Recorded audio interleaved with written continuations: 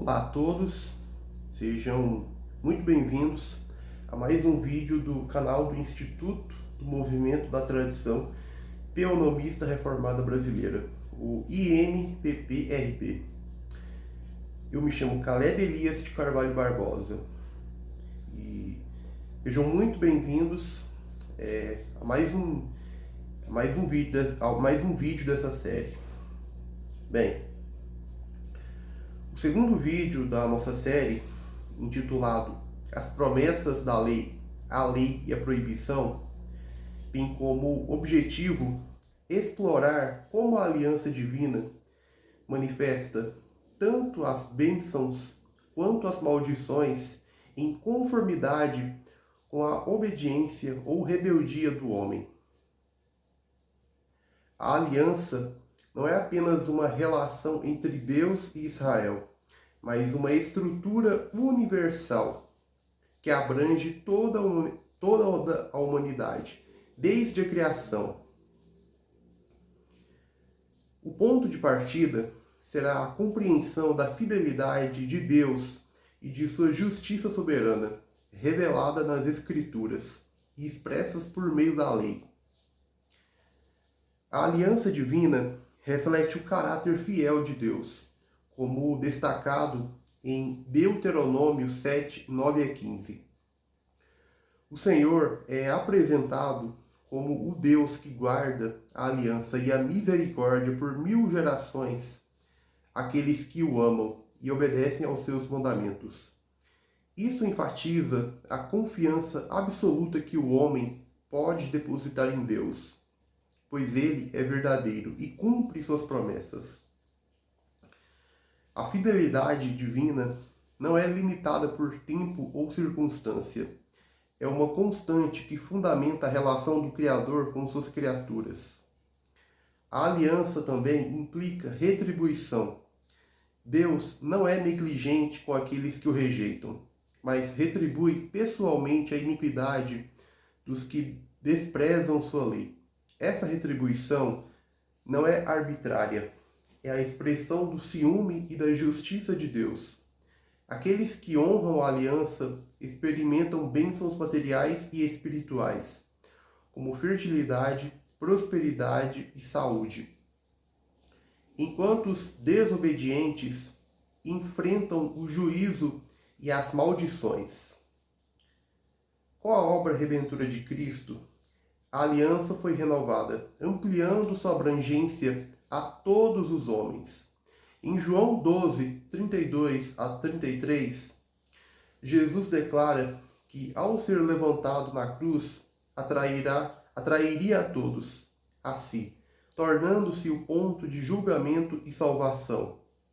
Cristo é o mediador da aliança que confirma a lei e estabelece a conexão entre obediência, bênção e juízo. A lei de Deus reflete seus direitos soberanos como o grande rei. Ela não apenas declara o que é devido a Deus, mas também regula a relação entre os homens. O cumprimento da lei não é apenas uma obrigação, mas uma forma de reconhecer os direitos legítimos de Deus sobre suas criaturas. Como apontado por Keil e Delitsky, os julgamentos de Deus expressam suas reivindicações sobre a humanidade, reforçando a importância de obedecer à sua lei, como expressão de submissão à sua soberania. O relacionamento do homem com Deus por meio da aliança divina revela bênçãos e maldições, como consequência direta da obediência ou desobediência à lei. A aliança circunscreve todos os homens, abarcando tanto os fiéis quanto os ímpios, demonstrando que ninguém escapa à soberania de Deus. Deus promete prosperidade aos obedientes à sua lei. Nações e indivíduos que respeitam, mesmo que parcialmente, os princípios da aliança experimentam certo grau de bênçãos temporais. Por outro lado, a desobediência conduz ao julgamento inevitável. Esse padrão histórico revela como Deus governa o mundo por meio de suas ordenanças morais.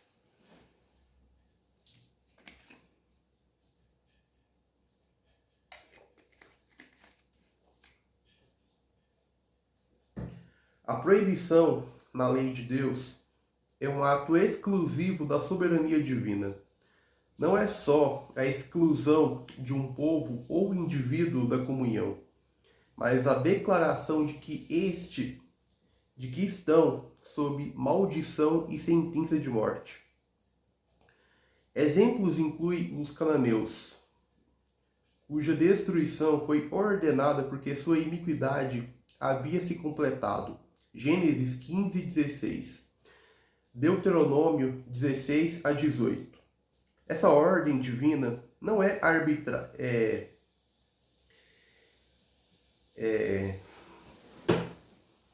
Ela não é injusta. Ela é fundamentada na santidade e justiça de Deus. A maldição é o aspecto declarativo da proibição, invocando o juízo de Deus sobre os transgressores. Deus não dá ouvidos a maldições injustas, Provérbios 26:2, mas pronuncia maldições legítimas contra aqueles que violam sua aliança. Isso se refere nas maldições da lei e em suas consequências para as nações e indivíduos que vivem em rebelião contra Deus. O banimento destaca a gravidade do pecado e a santidade de Deus. Para o povo da aliança, isso serve como um chamado à obediência fiel e à separação do pecado. Para os ímpios, é um lembrete do juízo vindouro e da necessidade de arrependimento. Assim, a proibição aponta para a necessidade de redenção em Cristo, que cumpre a lei e reconcilia os homens com Deus. A lei de Deus, em sua abrangência moral e universal, estabelece diretrizes que regulam até mesmo a forma como os homens lidam com maldições e palavras proferidas contra outros. Em Êxodo 22:28, somos advertidos contra amaldiçoar governantes ou autoridades legítimas, enquanto Levítico 19:14 nos proíbe de amaldiçoar os indefesos, como os surdos. Essas proibições não implicam obediência cega às autoridades, mas refletem a reverência que devemos a Deus, que instrui tais autoridades e protege os vulneráveis. A lei de Deus transcende os limites de Israel e da Igreja, abrangendo todos os homens, independentemente de sua crença ou nacionalidade. Isso reflete o senhorio universal de Deus, como Criador e Governador de toda a terra. Assim, todos os povos, inclusive os pagãos, estão sujeitos à lei divina e às suas consequências por desobediência. O Talmud, embora tenha seus erros, reconhece corretamente que a terra pertence a Deus e que até os pagãos são responsáveis perante ele por sua administração. Esse entendimento prático da soberania divina destaca uma falha teológica significativa em certos segmentos da Igreja cristã, como no caso do luteranismo. O luteranismo, representado pela Confissão de Augsburgo, artigo 17, rejeitou a ideia de que os piedosos ocupariam o reino do mundo antes da ressurreição dos mortos. Essa posição teológica, além de negar o domínio piedoso através da aplicação da lei de Deus no mundo, refletiu uma visão derrotista da história, abandonando a promessa bíblica de vitória. Esse movimento da Igreja transitou da esperança de vitória sobre a lei para uma teologia de derrota. Tal perspectiva contrasta com a visão bíblica pós-milenista, que afirma o triunfo do reino de Deus na história por meio da aplicação fiel da lei e do Evangelho.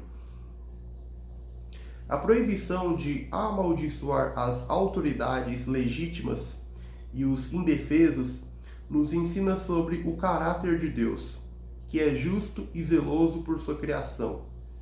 Isso implica responsabilidade ética para com todos os aspectos da vida, desde a administração da terra até a forma como nos relacionamos com os outros.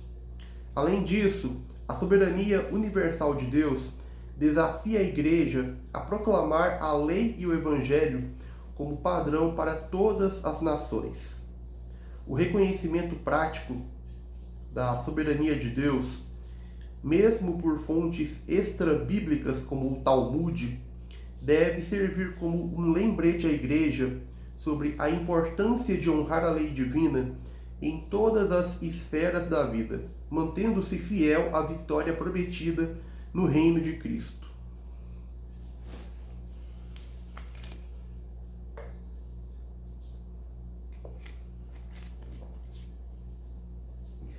A história da Reforma Protestante, em seus diversos ramos, revela um movimento que inicialmente trouxe uma ênfase renovada na centralidade das Escrituras, mas que, em muitos casos, acabou comprometendo a relevância da lei de Deus.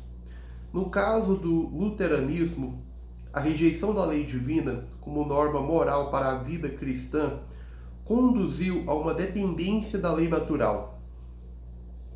Uma abordagem que se alinha com influências tomistas. Isso demonstra uma transição teológica que, apesar de manter o lema sola Escritura, comprometeu a aplicação prática da soberania de Deus. A crítica à abordagem de Melanchthon ressalta como ele adotou uma síntese entre a teologia bíblica e os princípios aristotélicos, criando um sistema ético que ecoa o tomismo. Esse movimento, visto como um afastamento do rigor bíblico, sinaliza uma fraqueza intrínseca na reforma, especialmente no luteranismo, que contribuiu para o desinteresse em temas como o Apocalipse. Este último, com sua afirmação da soberania de Deus sobre a história, contrasta diretamente com a perspectiva luterana que, ao negligenciar a lei, favoreceu uma visão de rendição ou isolamento do mundo. Calvino, por sua vez, deixou espaço para interpretações ambíguas da lei de Deus, o que facilitou a ascensão da lei natural em círculos reformados posteriores. Os puritanos, em seu zelo pela lei bíblica, representaram uma resistência temporária a essa tendência, mas, eventualmente, também sucumbiram a influências filosóficas externas, como o neoplatonismo. Esse quadro histórico revela um padrão preocupante.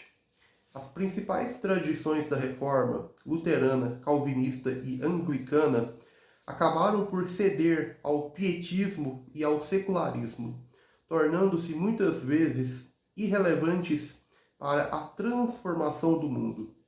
A reforma, que começou como um movimento de desafio e resistência, frequentemente retrocedeu para uma posição de acomodação ou retirada. Essa análise ressalta a importância de uma teologia robusta que mantenha a centralidade da lei de Deus e da relevância de sua soberania para todas as áreas da vida, evitando compromissos que levem à irrelevância ou à derrota. A lei de Deus permanece como o padrão supremo, e seu abandono é um convite à fragmentação e à perda de impacto da Igreja no mundo. A obediência à lei de Deus é apresentada como um caminho para bênçãos e prosperidade, tanto para indivíduos quanto para nações. O princípio é claro: até mesmo nações pagãs que reconhecem e obedecem parcialmente às leis de Deus experimentam benefícios proporcionais ao seu grau de obediência. A ordem familiar, a proteção da vida, a honestidade e o respeito pela propriedade são aspectos fundamentais que, quando observados, resultam em estabilidade e progresso. A história confirma que muitas grandes nações ascenderam ao sucesso por meio da aplicação de princípios morais e legais que refletem, mesmo que de forma incompleta, a lei divina. No entanto, o declínio e a ruína dessas mesmas nações frequentemente se seguiram ao abandono desses princípios. Este padrão histórico sublinha a relação entre obediência à lei de Deus e a obtenção de bênçãos, bem como entre a rebeldia contra ela e a consequente maldição. No contexto dos piedosos, o impacto da obediência é ainda mais profundo.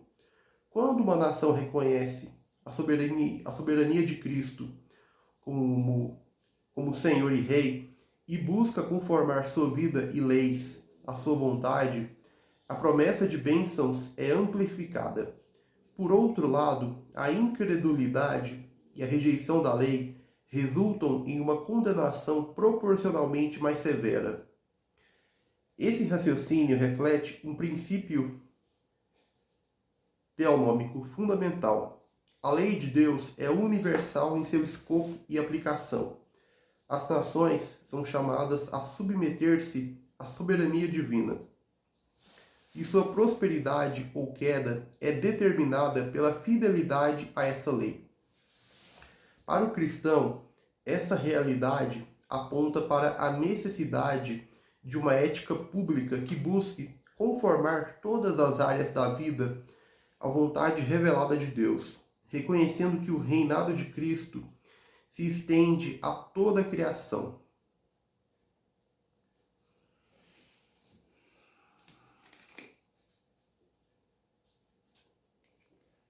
Concluímos que a obediência à lei de Deus é o fundamento indispensável para a bênção e a prosperidade, tanto para indivíduos quanto para nações.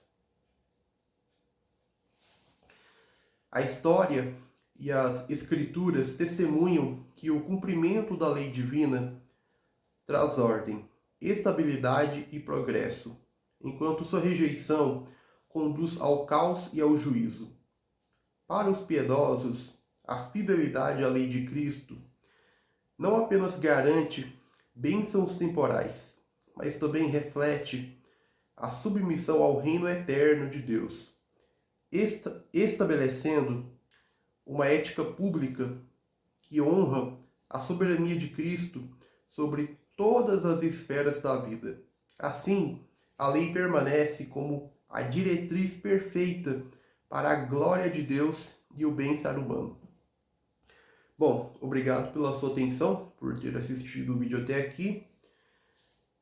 Curta, comente e compartilhe este vídeo com outras pessoas, pois creio que se trata de um conteúdo relevante para a fé cristã. Bom, vamos ficando por aqui e até o nosso próximo encontro.